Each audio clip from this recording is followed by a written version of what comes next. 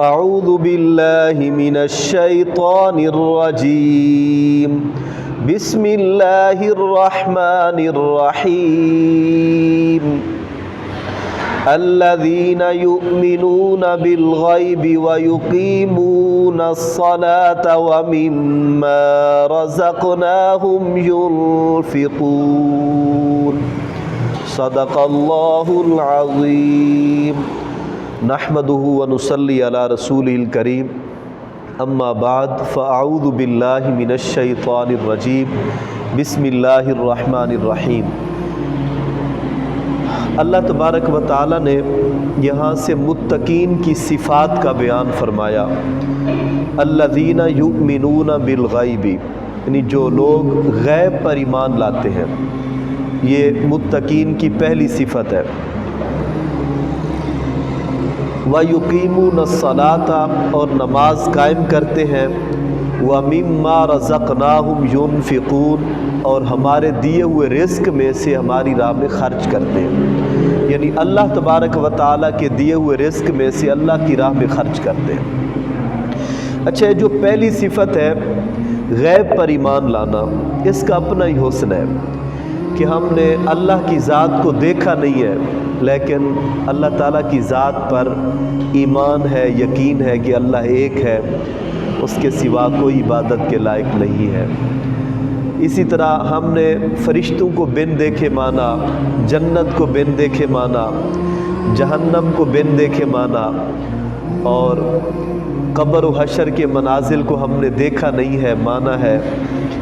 بلکہ میں یوں کہوں کہ جس مقدس ذات کو دیکھ کر رب کا پتہ چلتا تھا، ہم تو ان کو بھی نہ دیکھ سکے، نہ بات کر سکے، نہ ملاقات کر سکے، نہ ان کو دیکھا، نہ ان کے دیکھنے والوں کو دیکھا، نہ ان کے دیکھنے والوں کو دیکھا۔ ہم صدیوں بعد پیدا ہوئے، اور ہم تو ہزاروں میل دور پیدا ہوئے۔ ہم میں سے کتنے ایسے لوگ ہیں جو اس سرزمین کی زیارت ہی نہ کر پائے جہاں سے محبوب علیہ السلام گزرے تھے، جہاں جہاں سے حضور گزرے اس جگہ کو بھی نہ دیکھ پائے۔ لیکن ایمان کتنا کامل ہے، اللہ تعالیٰ کا شکر ہے، یہ محض اللہ کا فضل ہے اور پیارے آقا صلی اللہ تعالیٰ علیہ وآلہ وسلم کی نگاہ کا فیض ہے۔ اور میں یہ بھی عرض کروں کہ دل میں کروڑوں آرزو اور امنگوں کے باوجود ہم نے کبھی آقا کریم صلی اللہ تعالیٰ علیہ وآلہ وسلم کی زیارت کے حوالے سے ہم اظہار نہیں کر پائے کہ ہم اس قابل ہی نہیں ہیں کہ ہم حضور کا دیدار کریں۔ اور اس حوالے سے یہ ہمارے بڑوں کی تربیت بھی یہی ہے۔ انبیاء کے بعد جن کا سب سے پہلا نمبر ہے سیدنا صدیق اکبر رضی اللہ تعالیٰ عنہ، آپ کا ایک ہی جملہ جب محبوب علیہ السلام کی غیر موجودگی میں نماز پڑھا رہے تھے تو حضور تشریف لائے، آپ نے فرمایا اپنی جگہ پر قائم رہو۔ صدیق اکبر پیچھے ہٹائے حالت نماز میں۔ تو بعد میں نبی پاک علیہ السلام نے انہیں فرمایا کہ میں نے تمہیں کہا تھا اپنی جگہ پہ قائم رہو، تو تمہیں کس چیز نے منع کیا، تم پیچھے ہٹے؟ صدیق اکبر رضی اللہ تعالیٰ عنہ نے جو حضور کی بارگاہ میں عرضی پیش کی، صرف ایک جملہ قیامت تک آنے والی امت کی تربیت کے لیے کافی ہے۔ آپ عرض کرنے لگے، میرے آقا، ابو قحافہ کے بیٹے کی اوقات ہی کیا ہے کہ وہ آپ کے آگے کھڑا ہو کے نماز پڑھے؟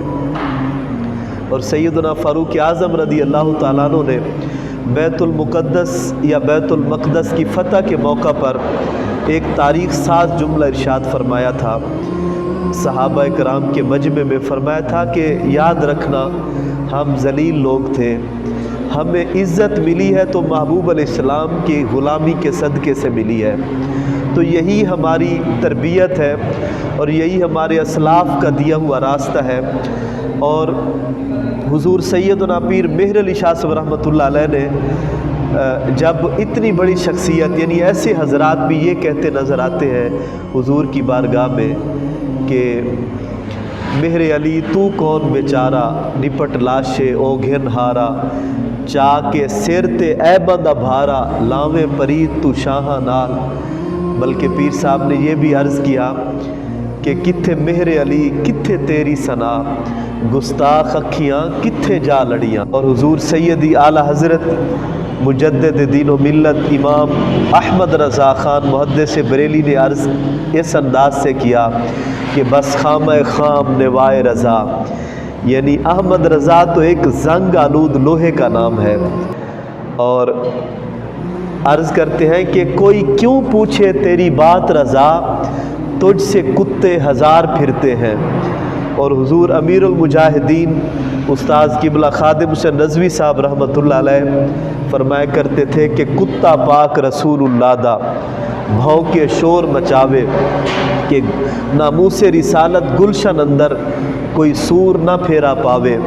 ہمارے بڑوں کا یہ دیا ہوا راستہ ہے اور یہ تربیت ہے۔ بلکہ میں یہاں پر یہ بھی عرض کرتا چلوں، میں حضور سیدنا پیر مہر علی شاہ صاحب رحمۃ اللہ علیہ کا یہ کلام مبارک جو ہے الطیف سرا من طلعتہ والشدو بدا من وفرتہ، اس صورت نو میں جان آکھاں کہ جان جہان آکھاں، میں اکثر پڑھتا ہوں، بلکہ میں اس کو وظیفے کے طور پر پڑھتا ہوں۔ میں اپنے دودھ پیتے ہوئے بچوں کو بھی یہی سناتا ہوں، مسلسل سناتا ہوں۔ اس کے 2 اشعار ایسے تھے جو میں نہیں پڑھتا تھا، یہی سوچ کر کہ پیر مہر علی شاہ صاحب نے یہ عرض کی حضور کی بارگاہ میں کہ لہو مخت مخطط برد یمن، من بھاوری جھلک وکھاؤ سجن، اوہ مٹھیاں گالیاں لاؤ مٹھن جیڑا ہمراہ وادی سن کریاں، انہاں روندیاں تے کرلاندیاں تے لکھ واری صدقے جاندیاں تے، انہاں وردیاں مفت وکاندیاں تے شالا وات وی آون او گھڑیاں۔ میں سوچتا تھا یہ پیر صاحب نہیں کہے تو یہ ان کی شان ہے، وہ پڑھ سکتے ہیں، ہم اس قابل کہاں ہیں کہ ہم حضور کی بارگاہ میں یہ عرض کریں۔ ہمارے اوپر تو اتنے احسانات ہیں، ہم ساری زندگی بھی سجدے میں گزار دیں تو ہم حق ادا نہ کر پائیں۔ ہمارے تو چہرے سلامت ہیں، اس سے بڑا اعزاز اور کیا چاہیے۔ ہمیں کلمہ نصیب ہوا، اس سے بڑا اعزاز ہمیں اور کیا چاہیے۔ میں ایک دن ایک ہندو کی ویڈیو دیکھ رہا تھا جس کو جلا رہے تھے لکڑیاں آگے پیچھے رکھ کے، تو میں اسی ٹائم سجدے میں گرا۔ میرا دل چاہتا تھا میں ساری زندگی اس سجدے میں رہوں کہ یا اللہ تیرا کروڑوں بار شکر ہے، تو نے ہمیں ایمان کی دولت سے مالا مال فرمایا۔ ہم تو جس خطے میں رہتے ہیں یہاں تو ہندوؤں کا یہ اثر و رسوخ تھا، پتہ نہیں ہمارے بڑے کیا تھے، کیا خبر کیا سزا مجھ کو ملتی، میرے آقا نے عزت بچائی۔ صدیوں بعد آقا کریم صلی اللہ تعالیٰ علیہ وآلہ وسلم کے نگاہ فیض سے ہمیں یہ ایمان کی دولت ملی، تو اس سے بڑھ کے ہمیں اور کیا چاہیے۔ اس لیے ہم نے کبھی آرزو دل میں کروڑوں آرزوؤں کے باوجود کبھی زبان پہ اظہار کی جرت نہیں کی، ہمت نہیں کی۔ بس یہ اعزاز ہے ہمارا کہ ہم پیارے آقا صلی اللہ تعالیٰ علیہ وآلہ وسلم کی امت میں سے ہیں، اور محبوب علیہ الصلوۃ والسلام پر جو قرآن نازل ہوا حضور کے سینہ انور پر، ہم اس کی زیارت بھی کرتے ہیں، اس کو پڑھتے بھی ہیں۔ اللہ تعالیٰ کا کروڑوں بار شکر ہے۔ اور آگے اللہ تعالیٰ نے ارشاد فرمایا وَيُقِيمُونَ الصَّلَاةَ، کہ نماز قائم کرتے ہیں، یہ متقین کی خوبی ہے۔ وَمِمَّا رَزَقْنَاهُمْ يُنْفِقُونَ، اور اللہ کے دیے ہوئے رزق میں سے اللہ کی راہ میں خرچ کرتے ہیں۔ تو نماز قائم کرنا جہاں اللہ کی طرف سے یہ حکم ہے، یہ فرض ہے، یہ ہمارے لیے اعزاز بھی ہے۔ علامہ اقبال نے کہا تھا کہ وہ ایک سجدہ جسے تو سمجھتا ہے گراں، ہزار سجدوں سے آدمی کو دیتا ہے نجات۔ جو اللہ کی بارگاہ میں جھکتا ہے پھر پوری کائنات کے آگے وہ سینہ تان کے کھڑا ہونے کی ہمت رکھتا ہے۔ اسی طرح جو اپنے یعنی کمائے ہوئے مال میں سے جو اللہ نے اسے دیا اللہ کی راہ میں دے دے۔ میں اس حوالے سے صرف ایک ہی بات عرض کروں گا، وہ یہ کہ ہم جو استعمال کر گئے نا، جو کچھ ہم استعمال کر گئے وہ ختم ہو گیا، اور جو ہم پیچھے جمع کر کے چھوڑ گئے وہ ہمارا نہیں ہے، وہ وبال ہے، خالی ہاتھ ہم نے آگے جانا ہے۔ اور جو ہم کما کر اپنے ہاتھوں سے اللہ کی بارگاہ میں پیش کر گئے وہی ہم بچا گئے، وہی ہمارے لیے ہے۔ تو اپنے اندر ہم یہ خوبیاں پیدا کریں، جس کے اندر یہ خوبیاں ہوں گی قرآن فرماتا ہے کہ قرآن اسی کے لیے ہدایت ہے۔